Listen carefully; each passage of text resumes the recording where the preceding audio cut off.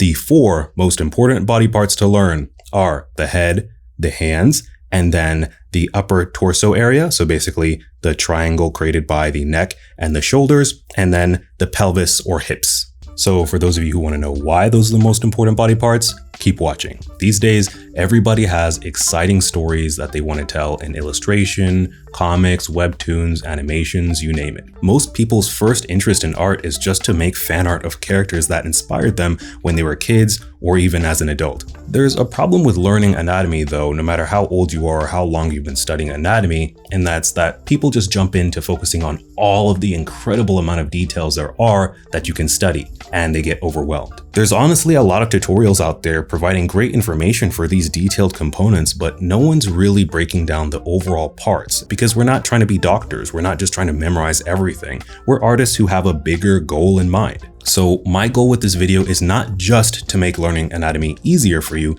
but is to help you get to creating what you want much faster. So yeah, let's just jump right into it and start with the most extreme basics and address the fact that the body's pretty much split into 2 parts, the upper body and the lower body. And there is a separation between them, which is basically the crotch area. Now, this line can be a little bit higher or lower depending on how tall the person is. It can be a little bit higher up around the belly if the person is shorter, and the midline can be a little bit lower around the upper thigh if the person is taller. You can see pretty much the same thing here if I look at this figurine. If I draw a line here right at about her crotch, you see it's pretty much the halfway point for her entire body. Super easy, right? You might be thinking this video is way too beginner for you, but no, we're gonna keep going here. Basically, all we did here is split the upper body into 3 parts and the lower body into 2 parts. So really, really simple. I'll hide the anatomy image here, and you can see this looks like a basic stick figure. Now for the next part, we're gonna make it into 10 pieces. So this sounds a little bit, daunting, but don't worry, it's gonna be really easy. Basically, what we've done is we've taken the head and we've kept it there. We've split the torso into 2 pieces, so the upper torso and the lower torso. And then we've taken the arms and split them into 3 pieces. So we've got the upper arm, forearm, and the hands. And then for the legs, we've split them into 3 pieces again, the thighs or the upper legs, and then the lower legs, and then your feet here. Now, the key strategy to figure out which one of these 10 parts of the body is the most important is to look at the joints. Here, I have illustrated each one of the joints, the main joints anyway, for the body. And if you take anything from this video, you should know that if you want to learn anatomy and have your drawings look a lot better, learn how the joints work and learn how to draw them. So for the joints, we basically have the head and neck connection right here. And then we have the shoulders right there. Then actually, I should use my pencil to point out. We have the elbows right there, and then we have the wrists right here. Then we have this connection here is basically where your spine connects to your pelvis, the lower part of the spine. The spine is split into 4 parts. Then we have where the upper legs connect to the pelvis here. And then we have the knees, and then we have the ankle joints right here, where your foot connects to your lower leg. I'm trying my best not to actually say all the muscle names so that this is as simple as possible. Now, this is the really important part right here. Now that we have the joints and the different body parts here on the screen, the most important body part is going to be any part that has the most joints connected to it. So I'm going to give you guys a chance. Can you show me which parts of the body have the most joints connected to them? That's right, the upper torso and the pelvis. Sorry, I had to make that Dora the Explorer joke here. But if you notice, the upper torso has 3 joints connected to it, as well as the pelvis. And this brings me to the first half of why these 2 body parts are the most important, which is movement. So when it comes to movement allows us to tell a story with our characters a lot of the time, where our characters can be sitting, standing, raising their arms, moving their heads, turning them up, down, left, and right. And it adds a lot of interest, and it tells us a lot of information without having to say it explicitly. Now, of course, every single joint allows for movement, but it's not nearly as complex or as important. I mean, the knees and the elbows alone are pretty much just levers. They just work one way. So if you look at my arm here, it just works one way. It doesn't twist or turn or anything else. And if you honestly don't study that joint that much, it won't really matter. As long as you know to bend that part of the body at that location, people won't really care that much. But I'm also not going to lie. These areas are also some of the most complex parts of the body to learn. but every single bit of information you learn can drastically improve the amount of poses you can do with your characters. So I would invest a ton of time into studying these areas. Now, other than movement, there's another way to give our characters life, which is basically having expressions. And so in order to do that, let you guess which parts of the body are the most important. There's 2 for expressions. And I just realized I already told you at the beginning of the video, so maybe you already remember, but that is going to be the head and the hands. These parts are absolutely key for expression. So even as babies, from the moment we're born, we have been focused on memorizing faces, and even other animals can memorize human faces. Faces tell us a ton of information, and as a matter of fact, even people who don't study this type of stuff, who don't do drawings of portraits or anything, know how to point out any single mistake in a face or know if it looks odd, because we just know it down to our core what's right and what's wrong. And the second part of that is, again, the hands.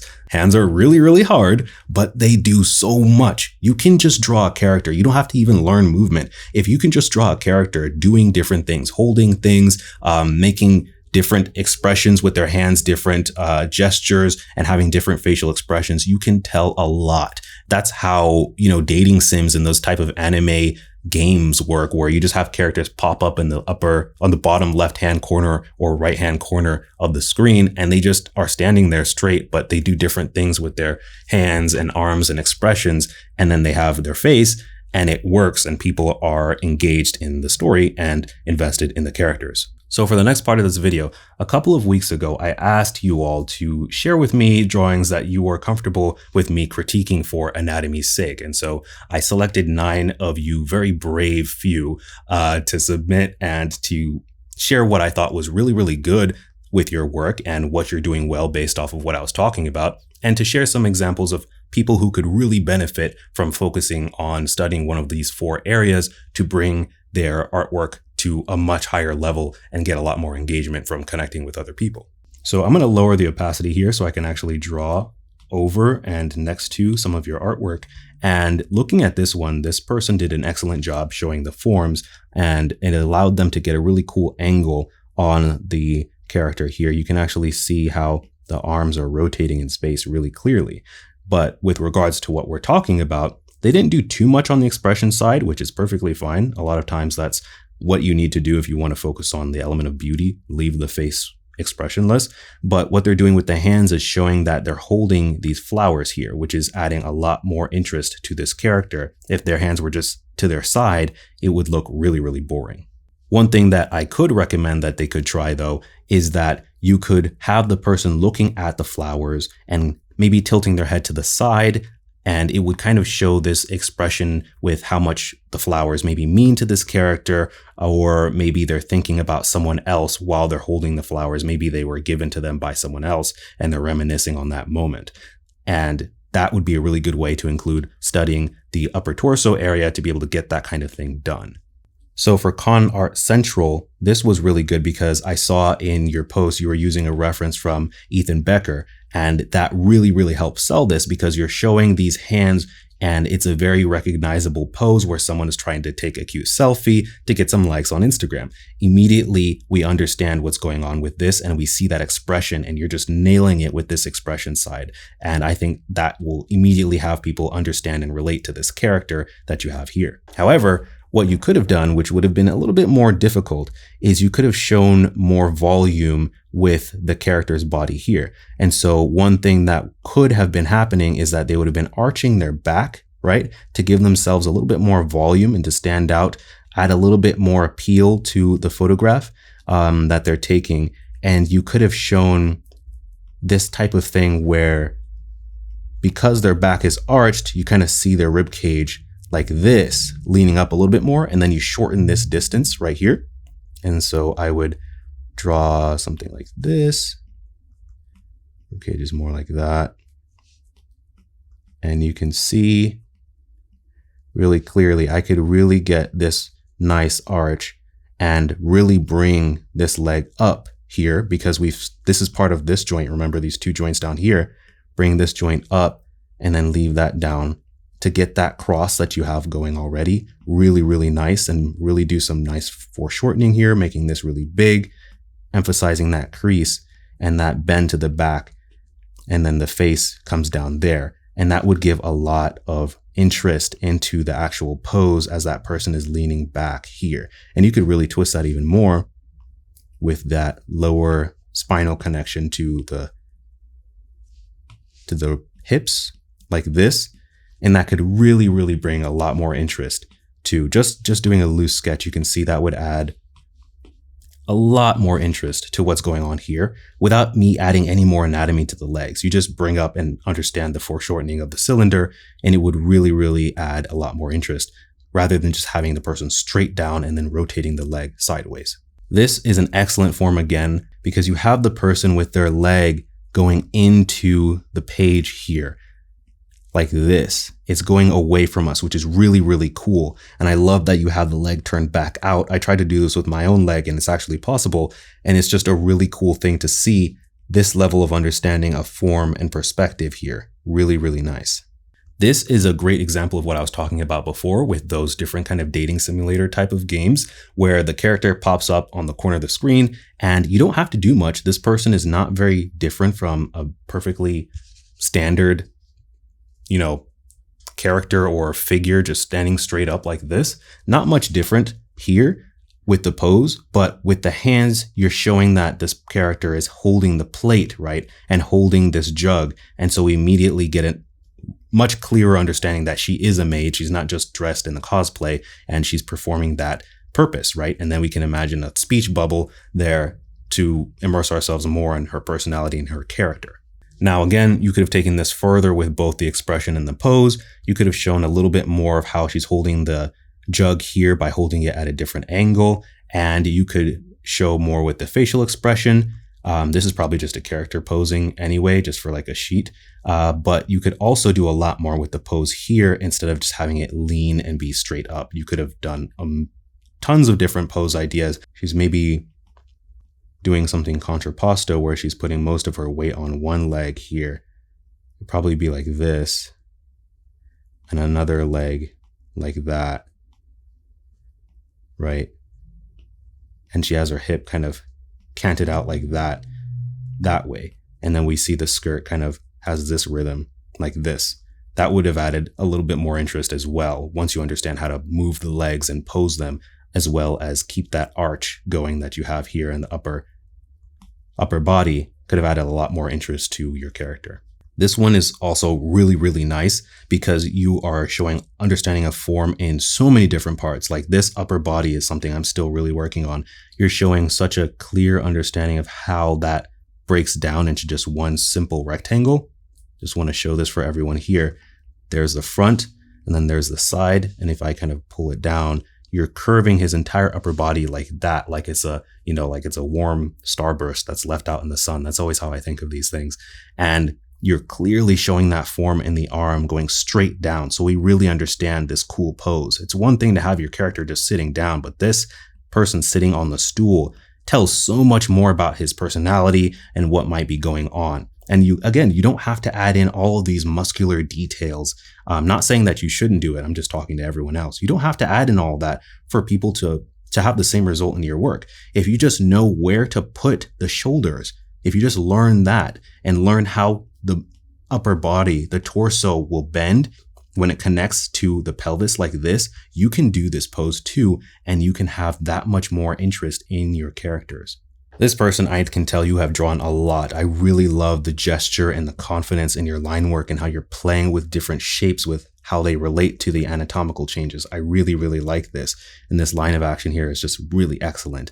And one thing I want to point out is this idea of the arm coming in front of the body like this and twisting over in the folds is just, this is the stuff that you get into that makes your drawings even better once you understand these really basics. So this is a good example of someone who's quite a bit further ahead from the topics we're talking about in this video. But again, the topics are still both in play here. The person is sitting down and they're actually kind of like sagging with how they sit. They're kind of like, they're not sitting up straight. They kind of have their pelvis tilted to the front like this. And you can only do this again when you understand how these different connections work and they understand where to put the legs and to connect them here. And again, with this upper body, the head is rotated to look down like this. So not only, they're not just looking to the left, they're looking down and to the right a little bit, and they have their hand up to their ear. You can see the gesture of the hands being spread out to support themselves. All of that tells a lot of really cool interest. And what happens between here and over here, not that important. What happens between here and here, not that important. What happens between here and here, not that important. It's about what's going on at this connection and this overall position that the body's in, like this thing. What is the hand doing? What is the head doing? The head is bending that way. What is the other hand doing? This is what's selling this and making it interesting. In this case, this person is also demonstrating quite a bit of good form understanding. They know that when you sit down here, your pelvis bends forward like that. We've got this bowl and it's tilted up like this, and she's sitting on this edge of the bowl right there. And so that's adding a lot of interest to this, because it's one thing, again, to just draw someone sitting, but to have this kind of lean, this lazy expression here with the lower spine connecting tells us a lot more about the character. One thing I will point out, though, is that you have the arms in kind of this awkward position where she's just floating. And that's because you basically, even though she's at an angle, she's in this relaxed pose, you drew her shoulders just like a standing neutral anatomy drawing. Like, you don't want to draw this only. You use this to learn, but then you want to change it to make your characters stand out and make them more appealing to the viewer. So that makes this entire arm feel like she's just sitting there, having them gently floating above her legs, which is not a position you would ever be in. And it's kind of uncomfortable, and anybody can pick up on that, even if they don't really understand anatomy. If you move them forward to something similar to this one, let's say, maybe then you could have this, she's like supporting herself here, right? Like this. You could get in some of that curve with the anatomy like that. And maybe that you could hunch that, make this angle even more apparent with how she's kind of leaning forward, and she's like surprised and leaning forward, and maybe she's interested in something. That immediately would add a lot of interest. And all you have to do with that is to learn, okay, when I want to make the shoulders come forward, I'd understand how the clavicles will come up, the shoulders will come closer, the shoulders will become much narrower and less broad when someone has them closer together. You understand how this part of the pectorals will come up towards her shoulders like this. And then, without getting into too much else here, you can start to see how this can immediately add a lot more. And you combine this with understanding with the neck, that when someone's doing this, they're going to probably lean their head forward, and you would bring her entire head down and closer to us like this.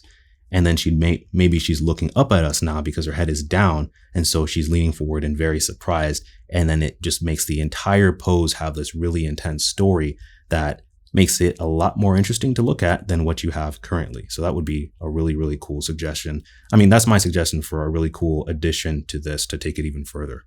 Now, in this case, I like that you have a very clear kind of expression that you're going for here with the body. You don't even really need to have a serious, intense expression for the face, and you've got these feet pointed inwards. It's kind of an awkward, playful, delicate pose. But again, you're just kind of twisting and changing the basic default human anatomy diagram. Really, you're not really changing things with an understanding of how the shoulders work. So I'm going to try to draw a quick example here and show you what you could do and try to keep that same energy.